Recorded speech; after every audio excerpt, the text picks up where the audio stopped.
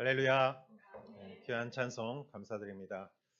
우리 옆에 분에게 할렐루야고 한번 인사할까요? 할렐루야. 네. 아까 광고를 드렸지만 27일 한글 학교는 지금 한글 학교에 다니지 않는 학생들도 참석이 가능합니다. 초등학생들 누구나 참석할 수 있고 10시부터 5시까지 한글 한국에서 이걸 가르쳐 주는 그 전문가들이 다 이렇게 오십니다. 많이들 오시고요. 한글 그 학습과 또 문화 체험 같이 병행하게 됩니다. 많이 우리 학생들 많이 보내주시기 바랍니다.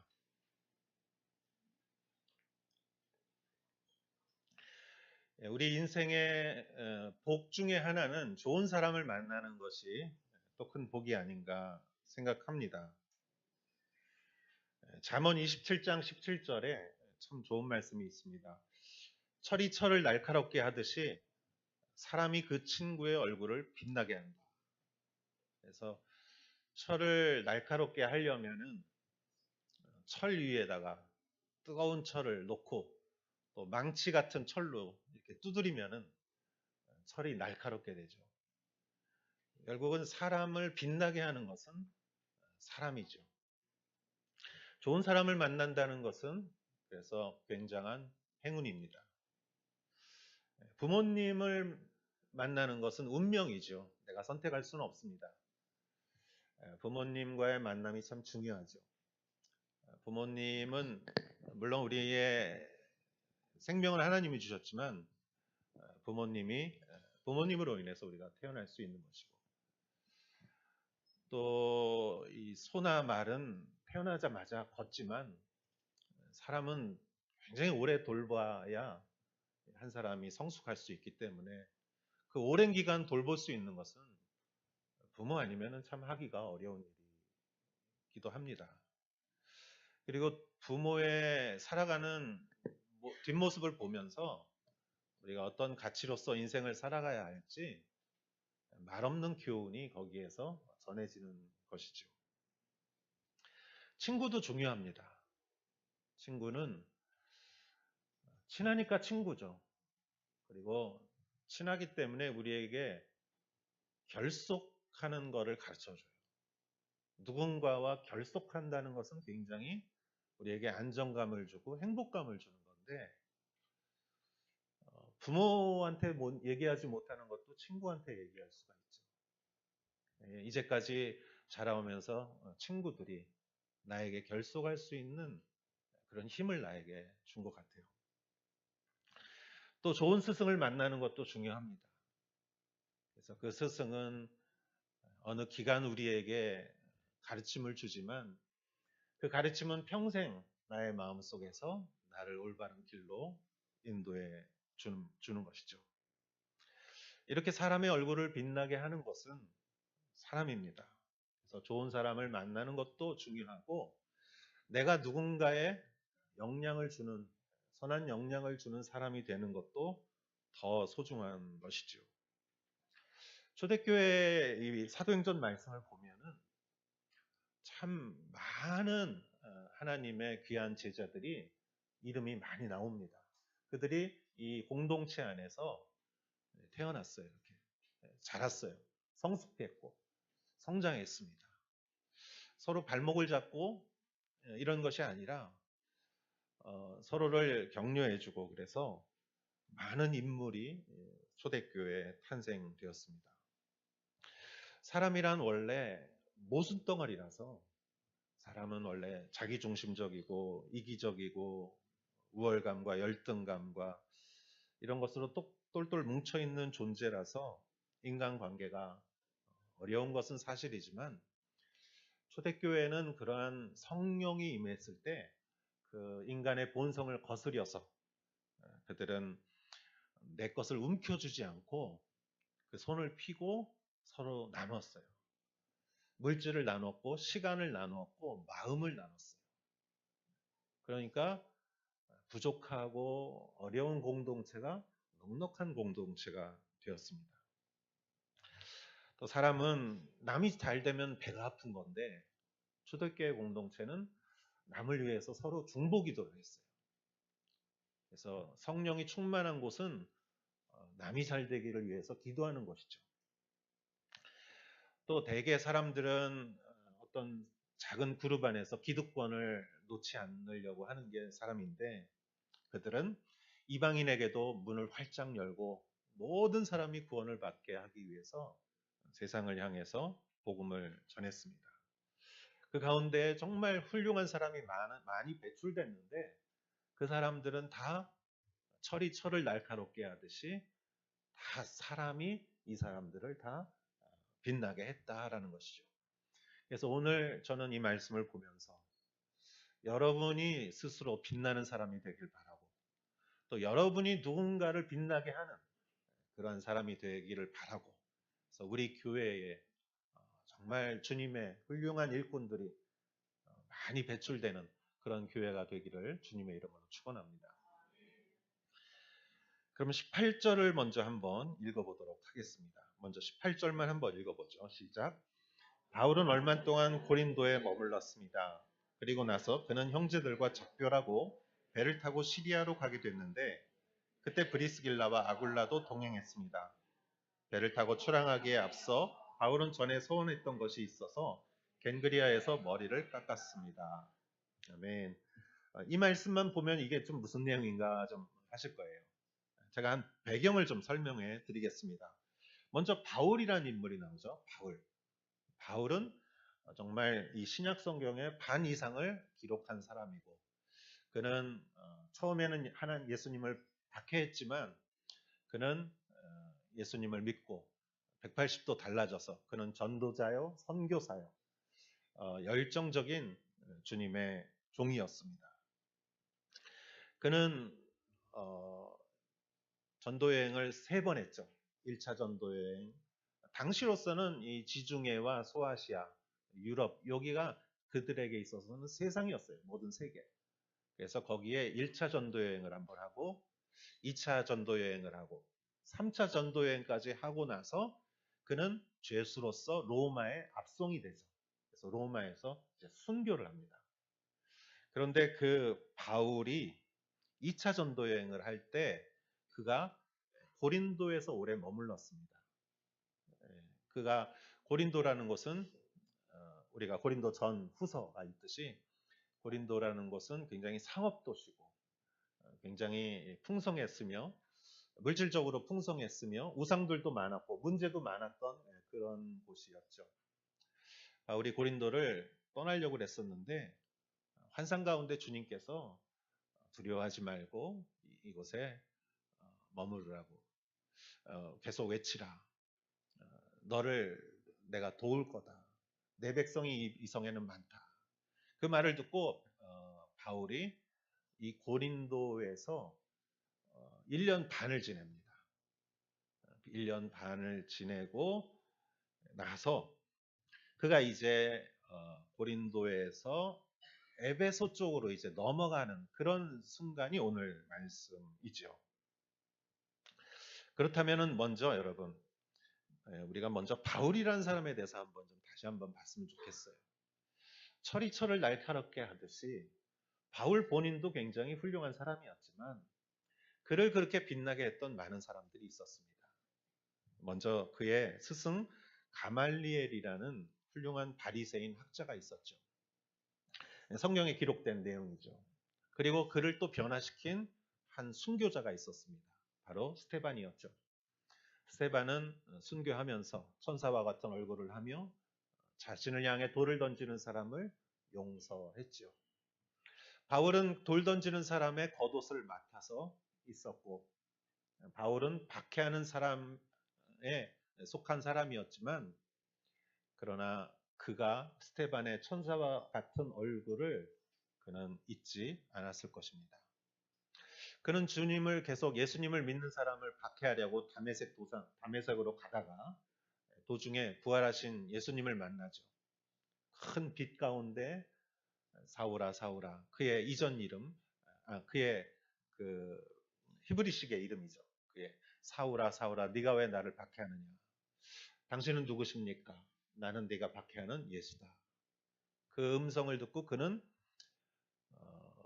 눈을 뜨지 못했고, 그리고 그는 먹지 못하고 마시지 못하고 말하지 못했어요.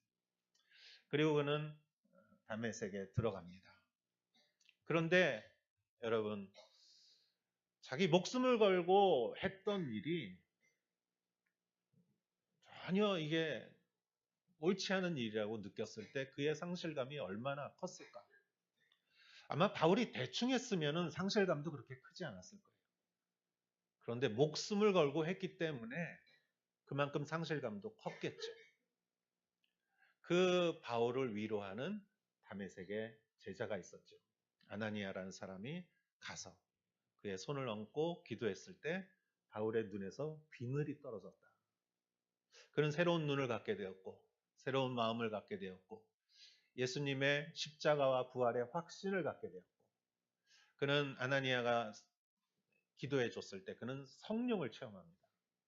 그리고 나서 그는 예수님의 제자가 되죠. 반대로 박해자가 이제 제자가 되는 것이죠. 그리고 그는 예루살렘에 있는 예수님의 제자들을 만나려고 했어요. 초대교회 지도자들을 만나려고 갔는데 만나주질 않았어요. 아니 얼마 전까지만 해도 우리를 박해하던 사람이 내가 예수님 믿게 됐다고 와서 만나자고 하니까 이거는 함정이라고 생각했지 사람들이 도무지 믿어주지 않았습니다. 그때 바울을 추천해 준 사람이 있었어요. 그 사람의 이름은 바나바였습니다. 바나바가 바울을 잘 이해하고 그 지도자들에게 바울을 잘 소개했고 그래서 바울은 그 사도의 길을 갈 수가 있었죠. 이렇게 살펴보면은 바울이 바울 되는 것에 있어서 정말 예수님과의 만남이 가장 결정적이었지만 그러나 주변에 많은 사람들이 그를 빛나게 했다는 것이죠. 그것을 우리는 알 수 있습니다. 그리고 철이 철을 날카롭게 하듯이 그렇게 친구로 인해서 다른 사람으로 인해서 내가 빛난 경험을 한번 한 사람은 또 남을 빛나게 하게 되는 것이죠.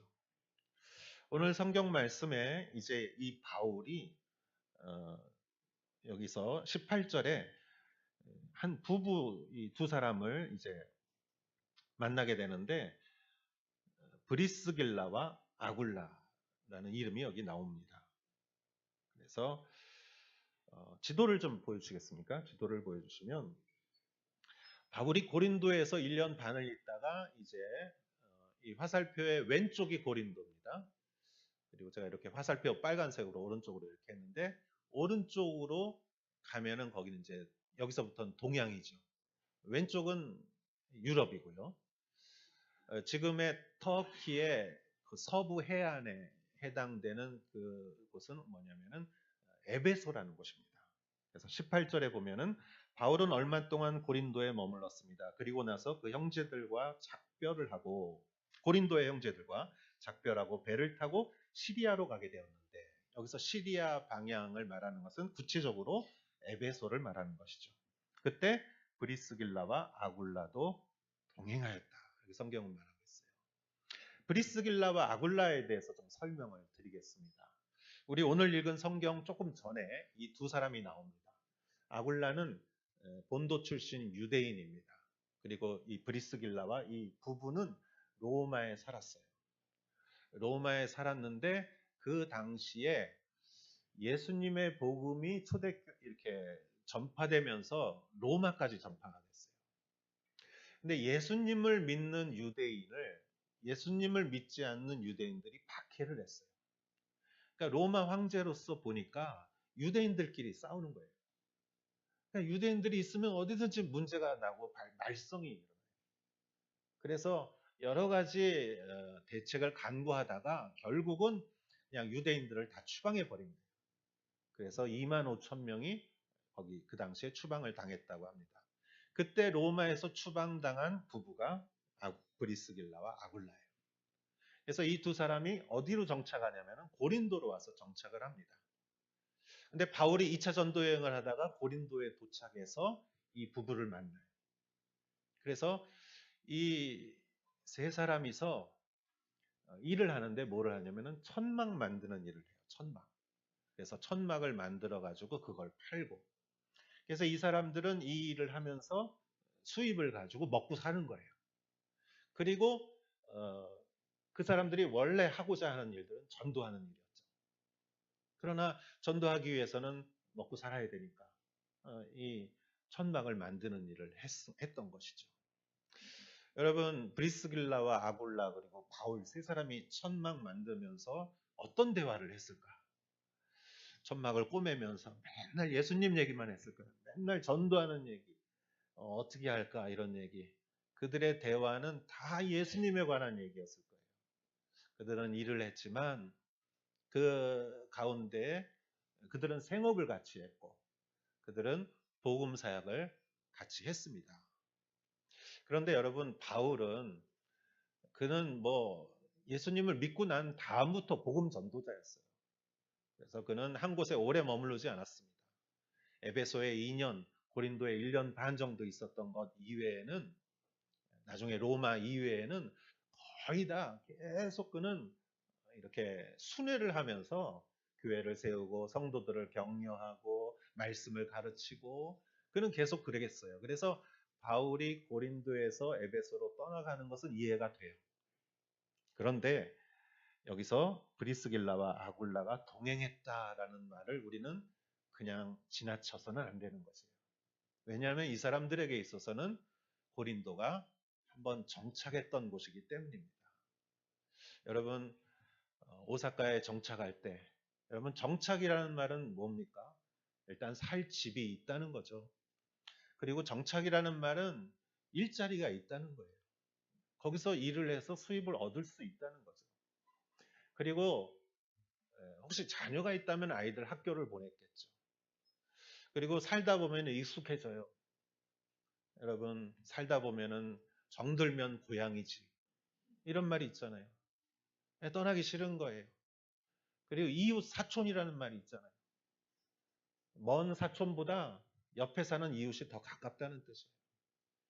한번 정착하면은 그 생활의 터전을 옮기는 건 쉽지 않습니다. 그런데 브리스길라와 아굴라는 동행했다라는 것이죠. 바울과 함께 동행했다. 이거는 그들에게 있어서 큰 결단이었습니다. 왜요? 사람이 사람을 빛나게 하기 때문에. 바울의 영향을 받았고 바울의 헌신을 그들은 본받았기 때문이죠. 제가 이 말씀을 보면서 지난번에도 말씀드렸지만 김재란 선교사님이 생각났어요. 우리 교회에서 한 15년 전에 우리 교회에서 선교사로 몇 년 같이 있었던 김재란 선교사님. 한 10년 정도 전부터 북해도의 시미즈라는 작은 마을에 선교사로 가서 얼마나 사역을 잘하는지 몰라요. 그런데 이번에 그 김재란 선교사님이 여기 오사카에 계실 때 신학교를 다닐 때 어느 교회를 다녔는데 그 교회에 부부가 계셨어요. 근데 그 두 분이 요번에 그 지역 자기가 살던 집을 팔고 그 북해도 시미즈 쪽에다가 집을 하나 샀어요. 남은 여생을 그 재란 선교사님 사역과 같이 가서 살겠다. 얼마나 여러분 브리스길라와 아굴라가 내가 여기 있구나 내가 그때 깨달았어요. 그러면서 제가 한번 생각해 봤습니다. 브리스길라와 아굴라는 어떻게 바울과 동행했을까? 그 고베에 사시던 부부는 어떻게 집을 팔아서 남은 생애를 전혀 가보지 않은 그 북해도의 작은 마을에 집을 사서 남은 생애를 거기서 보내기로 결심하셨을까? 보니까 여러분 떠오르는 단어가 한 단어가 있어요. 헌신, 헌신. 바울은 하나님께 헌신했어요. 바울이 자기의 온 생애를 헌신하니까 그가 살아가는 모습이 너무나 좋아 보이는 거예요. 우리 김재란 선교사님이 헌신하고 살아가는 모습을 보니까 그 모습이 너무나 좋아 보이는 거예요. 여러분, 헌신은 헌신을 낳습니다. 헌신하는 사람에게는 헌신하는 사람이 따라오게 돼 있어요. 철이 철을 날카롭게 하듯이. 여러분, 우리가 특별히 어디로 떠나는 것만이 헌신이 아니에요. 우리가 작은 헌신도 할 수 있어요.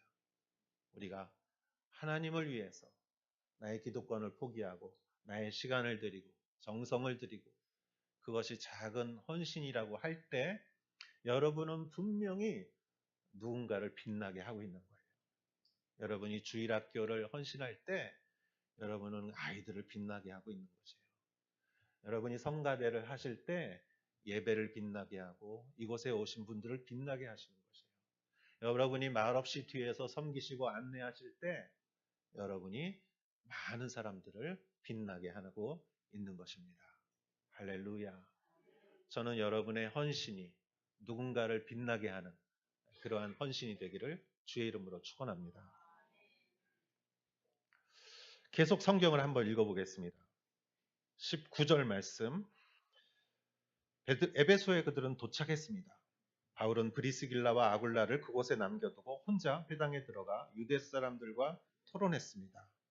좀 더 머물러 달라는 그들의 요청에 바울은 뿌리쳤습니다.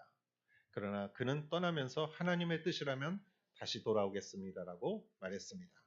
그리고 나서 그는 배를 타고 에베소를 떠났습니다.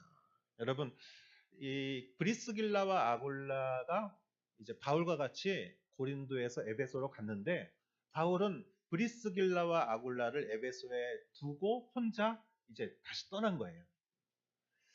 아니, 바울 때문에 여기까지 왔는데 바울하고 또 같이 가고 싶었겠죠. 그러나 에베소에 머문 이유가 있습니다. 나중에 또 성경에 말씀드리겠습니다. 22절 말씀 보도록 하겠습니다. 그는 가이사랴에 도착해서 예루살렘 교회에 올라가 인사한 뒤 안디옥으로 내려갔습니다. 아멘. 자, 가이사랴라는 이제 도시가 있죠. 거기서 이제 예루살렘에 한번 들립니다. 그래서 초대교회에 거기 사도들과 제자들에게 인사하고 교제하고 그리고 이제 다시 자신을 파송한 안디옥으로 바울은 가지요. 그리고 나서 23절에서 26절까지 한번 같이 한번 읽어보도록 하겠습니다. 시작. 안디옥에서 얼마 동안 지내던 바울은 그곳을 떠나 갈라디아와 부르기아 지방을 두루 돌며 모든 제자들에게 힘을 북돋워 주었습니다. 한편 알렉산드리아에서 태어난 아볼로라는 유대 사람이 에베소로 왔습니다. 그는 학식이 많고 성경에 능통한 사람이었습니다. 그는 일찍부터 주의 도를 배워 열정을 가지고 전도할 뿐 아니라 예수에 대해서도 정확하게 가르쳤습니다. 그러나 요한의 세례만 알고 있을 뿐이었습니다. 그가 회당에서 담대히 말하기를 시작하자 그의 말을 들은 브리스길라와 아굴라는 그를 집으로 데려다 하나님의 도에 더욱 정확히 설명해 주었습니다. 아멘.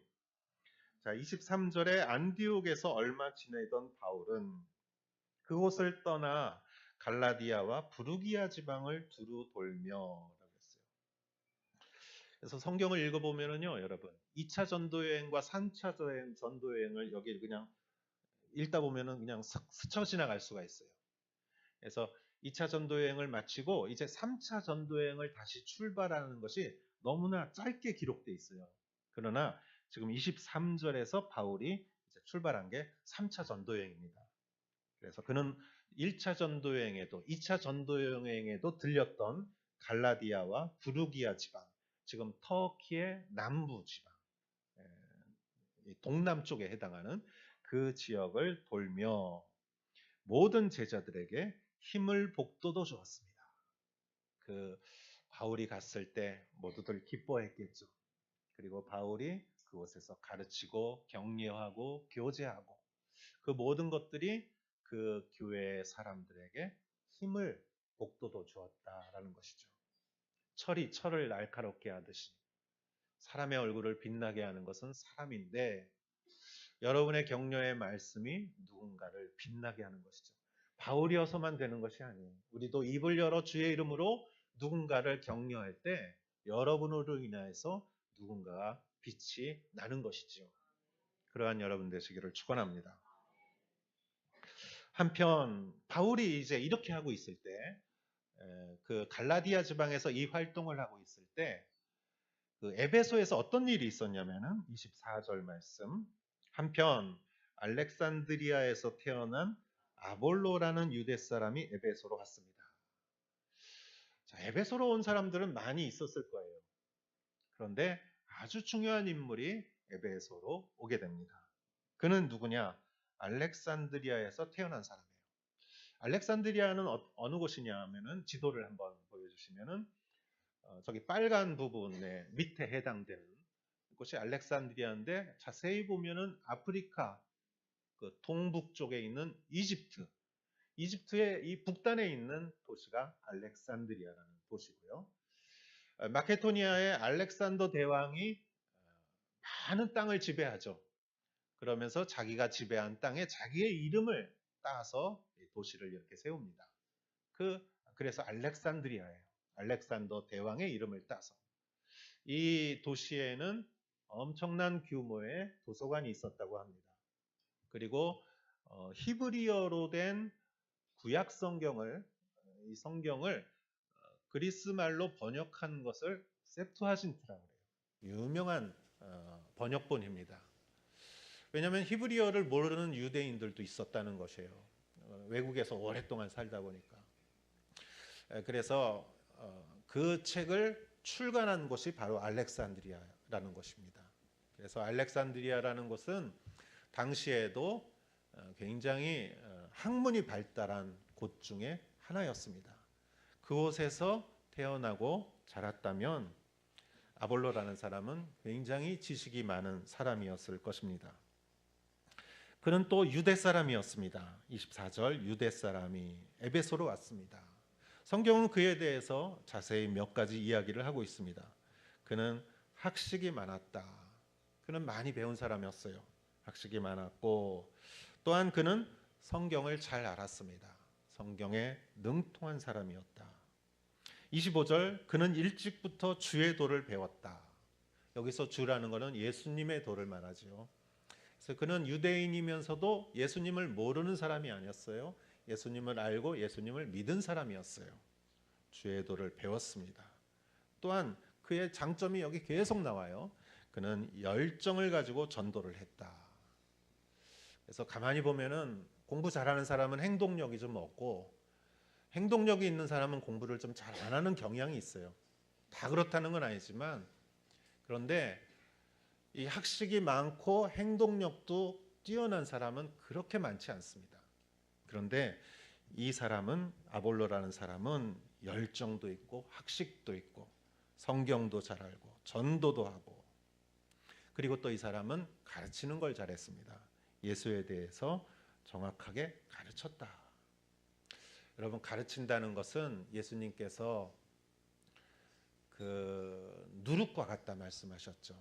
왜냐하면 누룩이라는 것은 아주 조금만 넣어도 빵을 다 부풀게 한다는 것이죠. 가르침이라는 것은 그렇습니다. 작은 가르침이라도 그 사람의 인생에 큰 영향력을 미치는 것이기 때문에 잘 가르치는 교사가 있다는 것은 굉장히 중요한 것이죠. 그러나 그에게 한 가지 부족한 것이 있었습니다. 25절 뒷부분에 요한의 세례만 알고 있었다. 이것이 그의 문제였어요.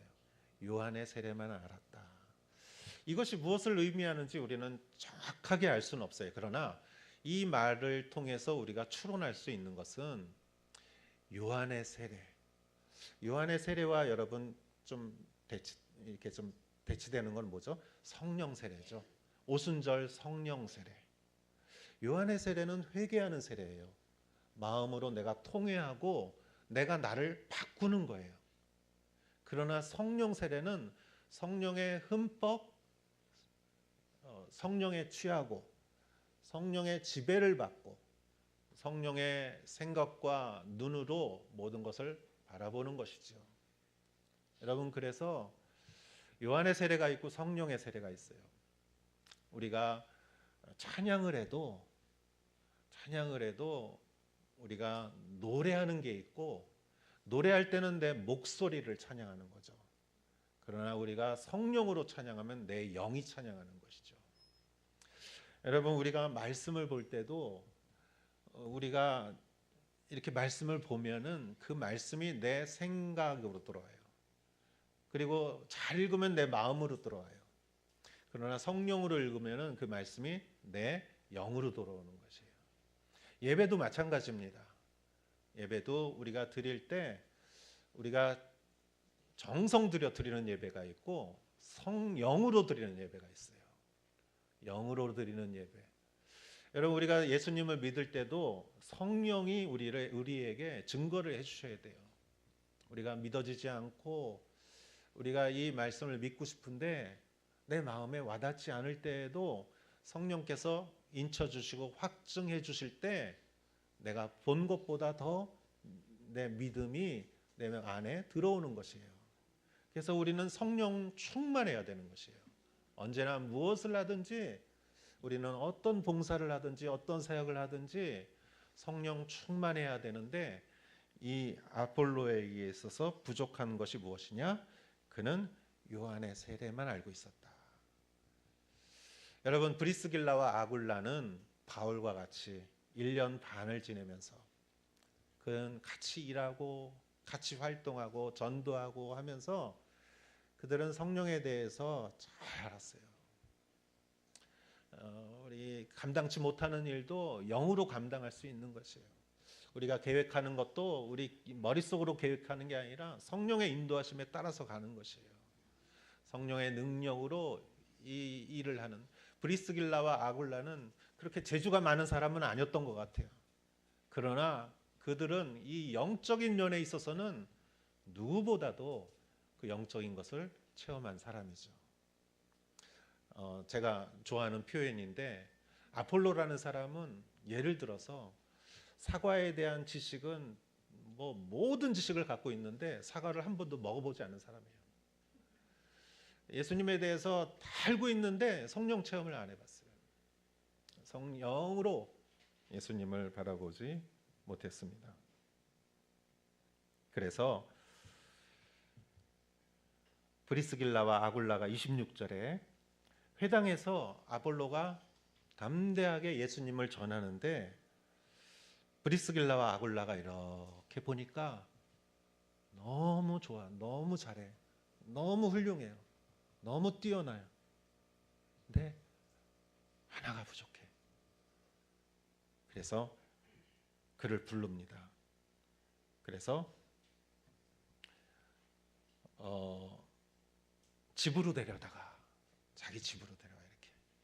그래서 조용히 그에게 하나님의 도에 대해 더욱 정확하게 설명해 주었다. 철이 철을 날카롭게 하듯이 사람이 사람을 빛나게 하고 영적인 사람이 육적인 사람에게 영적인 영향력을 미치는 것이죠. 할렐루야. 하나님의 도에 대해서 정확하게 설명해 주었을 때 아폴로는 성령을 받았을 거예요. 성령을 체험했고 성령의 눈으로 성령과 만났을 거예요. 저는 여러분이 영적인 영향력을 끼치는 여러분 되시기를 축원합니다. 예, 그래요. 성령을 사모하는 분은 성령과 동행하시는 분이에요. 기도하시고 말씀 보시고 예배 드릴 때 영을 사모하시는 분. 그러한 여러분에게는 영적인 영향력이 있습니다. 그러한 영향력을 끼치는 여러분 되시기를 축원합니다.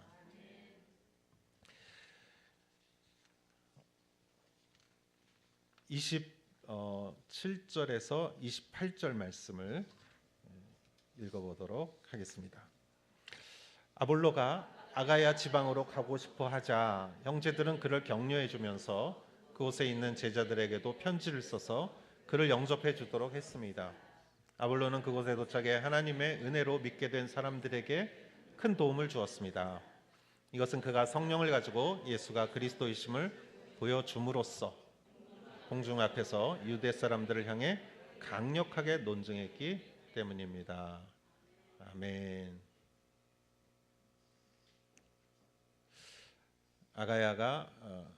아폴로가 아가야 지방으로 가고 싶어 하자 형제들은 그를 격려해 주면서 그곳에 있는 제자들에게 편지를 써줬다. 그래서 그를 영접해 주도록 했다. 친구들 거기에 있는 형제들이 아볼로를 격려해주고, 그래서 아볼로는 반대로 바울의 그 일정과 반대로 에베소에서 아가야 지방, 즉 고린도 지방으로 이제 가고자 했습니다. 그럴 때 에베소에 있는 형제들이 고린도에 있는 그 교회 형제들에게 편지를 써주고 영접해 주도록 이렇게 소개를 해줬죠. 아볼로는 그곳에 도착해 하나님의 은혜로 믿게 된 사람에게 큰 도움을 주었다. 그리고 그는 공중 앞에서 사람들을 향해 강력하게 논증을 했습니다. 여러분, 초대교회에 이러한 귀한 사람들이 많이 등장을 합니다. 오늘 말씀을 보면서 이분들은 어떻게 이렇게 서로를 이렇게 세워주고 그럴 수 있었을까라고 보면서 성경을 다시 한번 이렇게 봤어요. 그랬더니 여기에 동사가 몇 가지 이렇게 나옵니다. 그들이 했던 일은 큰 일은 아니었던 것 같아요. 그런데 이러한 작은 일들을 그들은 실천을 했던 것 같아요. 그래서 18절에 여러분 뒷부분에 동행했다라는 말이 나와요. 브리스길라와 아굴라가 동행했다, 같이 가주었다. 23절에 뒷부분에 보면 힘을 복도도 주었다, 이런 말이 나옵니다. 26절에 보면은 뒷부분에 설명해 주었다. 그리고 27절에 격려해 주었다.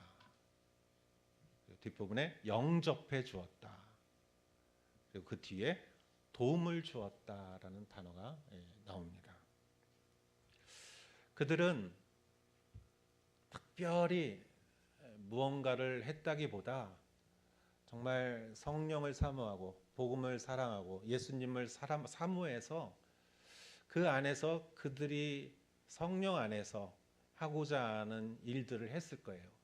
그때 나타난 것이 지금 읽은 이러한 단어라고 저는 생각합니다.